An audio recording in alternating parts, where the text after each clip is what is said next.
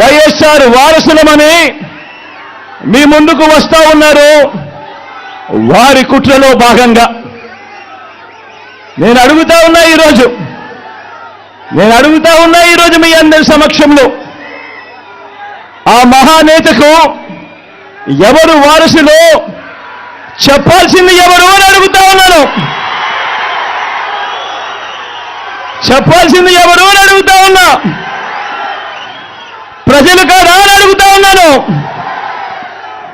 ఆ వైఎస్ఆర్ని ప్రేమించేవారు కాదా అని అడుగుతా ఉన్నాను. ఈ సందర్భంగా మీ అందరితోనూ కూడా ఒక్క విషయం ప్రతి ఒక్కరిని కూడా ఆలోచన చేయమని కోరుతా ఉన్నా. ఆ దివంగత మహానేత మీద, నాన్నగారి మీద కక్షపూరితంగా, కుట్రపూరితంగా ఆయన చనిపోయిన తర్వాత ఆయన మీద కేసులు పెట్టింది ఎవరు? ఆయన కుటుంబాన్ని టార్గెట్ చేసింది ఎవరు? ఆయన పేరును చివరకు సిబిఐ ఛార్జ్ షీట్ లో కూడా పెట్టింది ఎవరు? ఒక వైఎస్ఆర్ లెగసీని, ఒక వైఎస్ఆర్ను ఉండకుండా చెయ్యాలని చూస్తా ఉన్నది ఎవరు?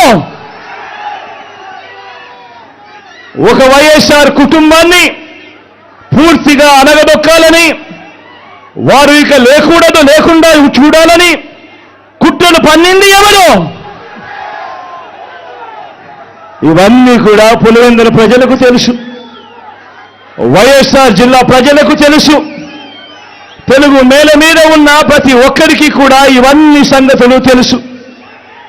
మరి ఇప్పుడు అలా రాజకీయంగా అనగదొక్కాలని దేశంలో ఉన్న అన్ని వ్యవస్థలను మన మీద ప్రయోగించి వారితోనే ఇప్పుడు కలిసిపోయి, అదే కాంగ్రెస్, అదే టీడీపీతో కలిసిపోయి వైఎస్ అనే పేరే కనపడకుండా చేయాలని కోరుకుంటున్న వాళ్ళందరితోనూ కలిసిపోయి ఆ దిశగా అడుగులు వేస్తూ ఆ కుట్రలను అమలు చేస్తా ఉన్న మన శత్రువుల చేతులతో